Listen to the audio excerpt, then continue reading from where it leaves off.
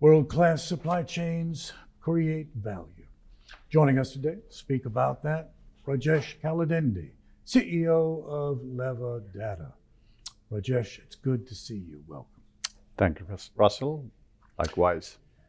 You know, Rajesh, when you think about it, clearly supply chain executives are facing all manner of difficulties, all manner of challenges these days, and have been for several years, of course. So from your perspective, what are you seeing? Let's talk about that. Walk us through what's going on in that world. We all know, Russell, the unprecedented challenges over the last couple of years, and it seems to be getting worse by the minute in terms of all the macroeconomic environment and challenges. And what we have seen is while you have all those challenges, it also has presented what I think as a tremendous opportunity for supply chain organizations to create value. There have been companies that have figured out in these times of stress to be able to create competitive advantage with their supply chain organizations. And the way they've done that is they've figured out how to be proactive with respect to managing their resiliency, managing a rapid response capability so they could go in and secure supply ahead of everyone because they move faster, or they've been able to figure out ways in which they would lock down pricing to avoid a significant inflation in the pricing as well. Has there been victory across the board? No, but there are companies who have excelled at doing just that, and they continue to do so. I think that's an opportunity for relevance, a much larger relevance for supply chain organizations going forward.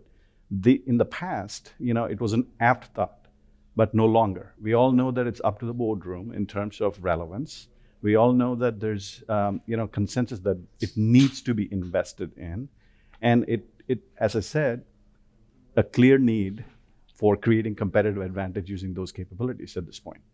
Well, thanks for that explanation, because I can assure you that there are many viewers out there who heard you say that this was an opportunity, these challenges that we face, and they were scratching their heads saying, I'm not sure I'm seeing that. But thanks for that explanation. I guess the question then is, if the smartest companies out there have learned how to create value by managing risk, well, walk us through that. How did they do that? What specifically are they doing?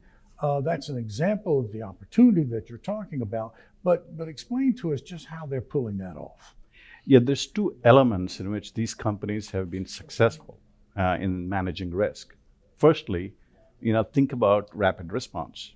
So there are many companies that understand that when there's an event, that information is valuable, but that doesn't create competitive advantage when one company knows that before another, because it's a matter of hours separating them. The real advantage comes is, what do you do post understanding there's an event that's happening? The speed at which you assess the impact to the portfolio, the way they can take that and look at decisions that they need to make to mitigate that risk or potential alternatives, and the speed at which they react and get ahead of the curve and then in the line, in the queue, in front of suppliers is going to be key. And some companies literally took weeks to actually do that, and companies have done that in days or sometimes the matter of hours. That's what separates both of them from a risk rapid response standpoint. The second piece is those companies that have had, independent of event, a resiliency program where they already understood where their top set of risks are and were proactively managing those by either it's multiple sites or multiple nodes in their operation, and have built that over a period of time, have survived this at a better level than other companies who have not. The last piece some of these companies have really done well is during the design of the products. They're able to influence engineering proactively in terms of designing it for supply chain risk, choosing the right parts, the right suppliers, the right sites to make the product. And so again, those were ways in which they were able to be proactive and building that capability upstream to weather these kinds of storms better. So I'm hearing two things here. One is the velocity of their adaptability to whatever the change that's being demanded of them is. And then second is their proactive approach from the very beginning in terms of the design of whatever it is that they are producing. Would that be fair to say? Would that be a fair and accurate characterization? Exactly, Russell. These would you also agree that the kind of disruptive events that we've been experiencing over the last several years are likely to continue? I mean, clearly we're still in the pandemic. Clearly there are other situations going on, the geopolitical situation, this and that. These events are not likely to stop anytime soon. So the need to be able to act as you have just outlined clearly is going to continue. Would that be right? Absolutely. I think gone are those days when you can have a cadence-based engagement with your supply base. Gone are those days where you can decide when you need to act on it, once a year or once in 6 months associated with that. In today's world, you better be ready for a roller coaster at any point in time, whether it's going up or going down. Yeah. And so having the team in place and the technology in place and the strategy in place to manage those becomes super critical for success. Okay, so if I have all of that in place, is that going to guarantee that I'm going to manage this risk and I'm going to be saving costs at the same time? Because clearly that is very, very important. So what's the key to being able to pull both of these off simultaneously? I think the key to kind of understand it is, while you may not be able to save cost when you have a risk situation, but you are probably able to reduce the impact of cost increase, which we have seen in many cases, better than your competition, right? I think there's a way to optimize all those elements for these companies. Is it a guarantee? No, but they will create competitive advantage doing it better and faster than their competition. Now, it seems to me that what we've been talking about is dealing with events that are taking place in the normal course of business. But what if something occurs as I am about to introduce a new product? That changes the scenario somewhat considerably. So walk us through that situation. How do we manage that kind of situation?